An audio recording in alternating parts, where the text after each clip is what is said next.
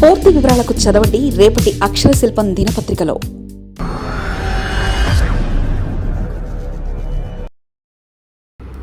విశాఖపై slow poison, ఊపిరి పీల్చలేకపోతున్న మహానగరం. NCAP నివేదికలో షాకింగ్ నిజాలు. 32.9% పెరిగిన PM 10 కాలుష్యం. పోర్టుల ఓపెన్ కోల్ హ్యాండింగ్స్లో పారిశ్రామిక వ్యర్థాలతో తీర ప్రాంతం కలుషితం. గాలి నాణ్యత పర్యవేక్షణలో తీవ్ర నిర్లక్ష్యం. సముద్రపు చల్లని గాలులతో ఆహ్లాదకరంగా ఉండే విశాఖ మహానగరం ఇప్పుడు నిశ్శబ్దంగా నగరవాసుల ప్రాణాలు తీసే స్లో పాయిజన్ కేంద్రంగా మారుతుంది. అవుననే అంటున్నాయి తాజా పర్యావరణ నివేదికలు. ఒకవైపు పారిశ్రామికంగా ఆర్థికంగా వైజాగ్ దూసుకుపోతున్నా దానికి సమాంతరంగా నగరంలో వాయు జల కాలుష్యం ప్రమాదకర స్థాయికి చేరుకుందనే చేదు నిజం పాలకులు అధికారుల ఉదాసీనతను ఎండగడుతుంది. National clean air programme NCAP గణాంకాల ప్రకారం గడిచిన కొద్ది సంవత్సరంలోనే విశాఖ PM 10 పొల్యూషన్ ఏకంగా 32.9% పెరగడం ఒక తీవ్రమైన ప్రజారోగ్య సంక్షోభానికి అద్దం పడుతుంది. ఇన్వెస్టిగేషన్లో తేలిన అత్యంత ప్రమాదకరమైన అంశం ఏమిటంటే విశాఖ పోర్ట్ అథారిటీ గంగవరం పోర్టుల పరిధిలో జరుగుతున్న open coal handling.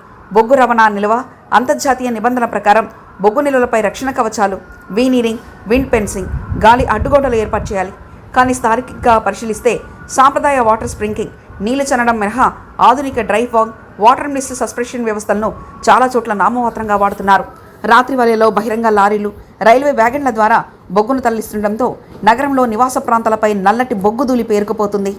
Old town చుట్టుపక్కల ప్రాంతాల్లో శ్వాసకోశ వ్యాధులు, అస్తమా రోగుల సంఖ్య మునుపెన్నడు లేని విధంగా పెరగడం వెనుక ఈ బొగ్గు మాఫియా, పోర్టు యాజమాన్యాల నిర్లక్ష్యమే కారణమన్న విమర్శలు బలంగా వినిపిస్తున్నాయి. పారిశ్రామిక ప్రమాణాలు ఇంత ఘోరంగా పడిపోతున్నా కాలుష్య నియంత్రణ మండలి ఏం చేస్తుంది? ఇక్కడే అసలు రహస్యం దాగి ఉంది. విశాఖ లాంటి భారీ పారిశ్రామిక నగరాల్లో గాలి నాణ్యతను నిరంతరం కొలవడానికి కేవలం ఒకే ఒక continuous ambient air quality monitoring station అందుబాటులో ఉంది. పారిశ్రామిక ప్రయోజనాల కోసమే అధికారులు కావాలని మరిన్ని నిఘా స్టేషన్లు ఏర్పాటు చేయాలని లేదన్న ఆరోపణలు ఉన్నాయి. రెడ్ కేటగిరీ అత్యంత ప్రమాదకరమైన పరిశ్రమలు, మినరల్ స్టోరేజ్ యూనిట్ల వద్ద పబ్లిక్ డిసిప్లే బోర్డులు పెట్టి నిరంతరం కాలుష్య గణాంకాలను ప్రజలకు అందుబాటులో ఉంచాలనే రూలున్నా అదెక్కడా క్షేత్రస్థాయిలో అమలు కావడం లేదు. నగరంలో పెరుగుతున్న నిర్మాణ కాలుష్యం మరో పెద్ద భూతంగా మారింది.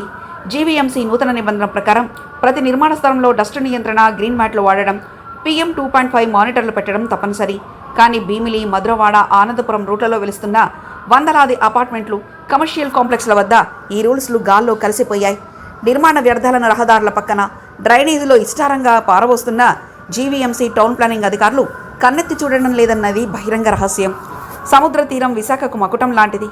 కానీ పరిశ్రమల నుంచి వస్తున్న ఆర్గానిక్ కెమికల్ వ్యర్థాలు నేరుగా సముద్రంలోకి వదలడం, నగరంలోని మురుగునీరు సాగరంలో కలవడంతో వైజాగ్ బీచ్లు ప్రమాదంలో పడ్డాయి. పాస్ట్ ఆఫ్ పారిస్ విగ్రహాల నిమజ్జనంపై గట్టి నిఘా లేకపోవడం, కోస్టల్ వేస్ట్ మేనేజ్మెంట్ విఫలం కావడం వల్ల తీర ప్రాంత జలాచరాలు అంతరించిపోతున్నాయి.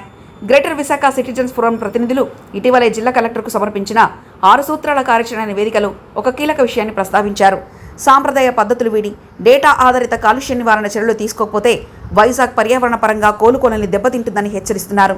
ఇప్పటికైనా ప్రభుత్వం స్పందించి పోర్టుల కోల్ క్యారియర్లను కఠిన నిబంధనలు విధించి అదనపు ఎయిర్ క్వాలిటీ స్టేషన్లను ఏర్పాటు చేయకపోతే సుందర నగరంగా పిలువబడే విశాఖ అతి త్వరలో రోగాల నగరంగా మారే ప్రమాదం పొంచి ఉంది. మరిన్ని కథనాల కోసం సబ్స్క్రైబ్ చేసుకోండి మీ అక్షర శిల్పం. పూర్తి వివరాలకు చదవండి రేపటి అక్షర శిల్పం దినపత్రికలో.